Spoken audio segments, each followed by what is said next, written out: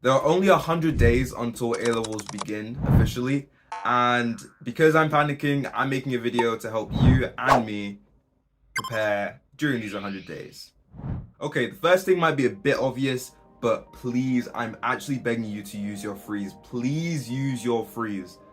They are so useful, and the fact that we have 100 days left, which is not a lot of time, means that you gotta start properly locking in and using the freeze that you were given for A levels. If your school has a library, go to the library, go somewhere that is just quiet and free of distractions, and just really properly use that hour or whatever you have for your free, because it will stack and it will become really useful. And if you start doing it now, you'll get into an actual rhythm of doing it every single time you have frees. Of course, if you have like 2 frees or maybe even more, then you can use some of them for study and some of them for just hanging out with your friends, but you need to make sure that there's a balance, and then that balance is favoring your revision time, basically. Another thing is that you need to decide which friends you can study with and which friends you can't study with, and it may feel a bit offensive to the people you can't study with, say telling them I can't study with you,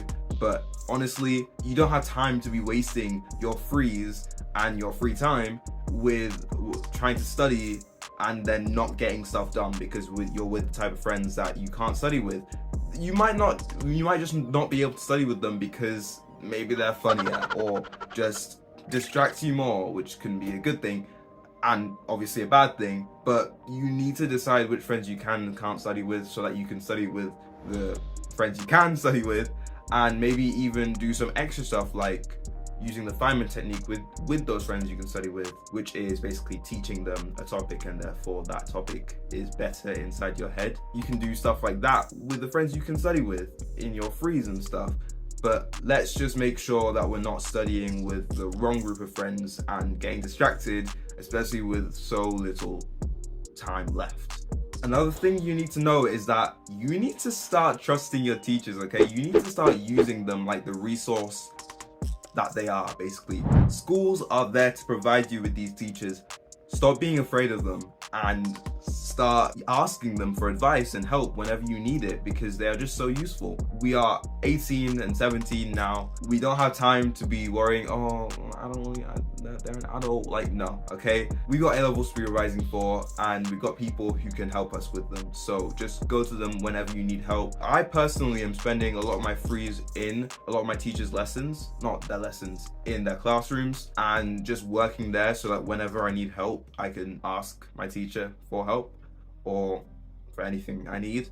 And obviously your teachers might have lessons during your frees, so that might not be possible, but just find a way to basically use your teachers whenever you need. For example, you might be doing a piece of work and your friends can't help with it and you can't find an answer on YouTube. Your teachers are right there, so email, go to them in school, do anything you can to properly take advantage of their existence. This thing that I'm about to mention is so important, and it's about going back to the fundamentals of your subject. It might be a more late game thing to do, maybe into like 50 days from your exams, but if you're actually very focused and you really want to do well in these A levels, I'd actually say it's something you should do right now, even though I say this and I'm not going to do it because I'm lazy, but I should do it. It's basically going down to the fundamentals of your subject. It's going down to GCSE level, it's going down to the very, very basics, and then building up that knowledge. Go watch a YouTube video just like saying, oh, explaining all of chemistry, or explaining all of physics, or explaining all of, I don't know, history. Because you need to understand the very basics of your subject before you start studying all this advanced stuff. My problem with physics, I study A-level physics, is that going into A-level, was learning all these new things, and I was just, oh, okay, I know this. But during GCSE, I was terrible at physics. So take someone who was terrible at physics and then go into A-level and just pretend like they know the base of the things that they expect you to know in A-level. You start to see a pattern of you not knowing simple things that you kind of should know, and it would all be fixed if you just went back to the basics. Maybe do some GCSE papers, as well, just if they're available. Watch YouTube videos and use your teacher once again. Go back to the basics of your subject and then build up, and then you can focus a lot on that like actual A-level content so that you actually properly understand your subject, because understanding is hugely important. There's memorization and there's understanding, and you can't memorize without understanding. Another big thing, and it's not coming from me, it's actually coming from your teachers, is to please do not forget that year 12 content exists, okay? We did that for a reason, and it's gonna come up in our exams, so we need to make sure that we're going back over it, okay? Because year 12 content is important. In fact, for physics, I don't think I remember any of my year 12 content, and I can barely remember any of the year 13 content, so I'm really gonna have to revisit it and revise it so that I'm ready within these 100 days for my A-levels. And apparently, according to teachers, the year 12 content is often the thing that people are lacking in their exams when they sit them, because they haven't gone through it, because they're just like, oh, okay, I'm just gonna go with the year 13 content I've been learning, like you may have done in GCSE. But you can't do that. Hey guys, if you're still watching this video, then clearly you kind of like my content, so please subscribe, because I'm trying to reach 3,000 subscribers. I don't know by when. Anyways, let's get back to the video. I said this for the GCSE people, and I'm gonna say it for the A-level people as well, because it's the same premise, but past papers now should be your best friend. My best advice in terms of past papers is that you should make a list of every single past paper you have for your subject, and then tick them off, basically, whenever you do them. Also, write the date that you've done them, and write your score, basically, so you can track how well you're doing and if you're progressing and getting better at your subject. Because I always say this, well, I actually don't always say this, but the thing with past papers is there's no point at all in doing past papers if you're not properly tracking and managing them properly. Like, there is no point sitting down and just doing a past paper, getting your score and being like, okay, and then leaving that past paper.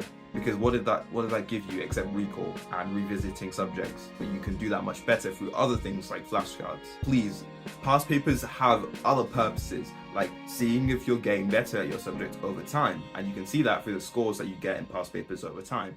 Past papers can also be used to make sure that you can identify weaknesses and strengths in your subject. So I'd also suggest, on top of what I've already said, that every single time you do a past paper, like a teacher does sometimes, you write the things you did really well on, and you write the things that you did really badly on, so that you know which things to basically hone in on and to improve, so you don't do as badly in the next past paper. So that weakness that you've written down might become your strength in another past paper, and that's how you know you're improving.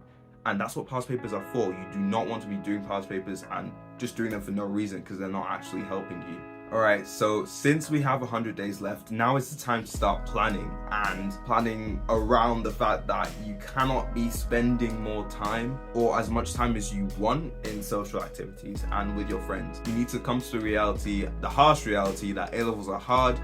We've all chosen our different career paths and just paths in life in general, whether it's an apprenticeship or a degree, and we know what we need to get in our A-levels to go in those paths. Okay, so I don't need to tell you that these are the stakes and we need to make sure we're up to them. You know that. You need to do well in these A-levels so that you can achieve what you have hopefully planned out for yourself. And it's time to start sacrificing and making sacrifices in order to achieve those grades, basically. And they don't need to be big. You don't need to become a stay-at-home child and never go out at all, but you need to decrease it in a way where you make sure that you have enough time to revise, and you're not basically losing a lot of revision time because you're not finding the right balance between social activities and just your life in general and school. And I know that can be really difficult, so you're just gonna have to find, but different people, different circumstances, so you're just gonna have to find your own balance, like how you give it to you. And finally, here's what I told the GCSE people. So I'm gonna tell you guys this as well, but discipline is always better than motivation. It's just that simple, basically. You need to be disciplined. You need to get up every day and say, I'm gonna do this amount of work, and then you need to actually do it.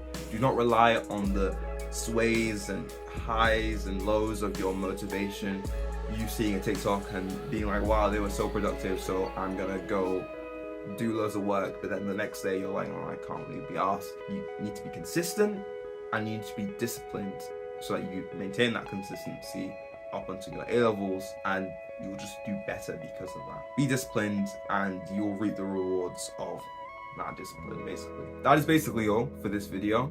I really hope any of my tips helped you and you learned something new and you start planning right after this video how you're going to use these 100 days to the best of your ability. That's all from me. Please remember to like and subscribe, and I'll see you in the next video.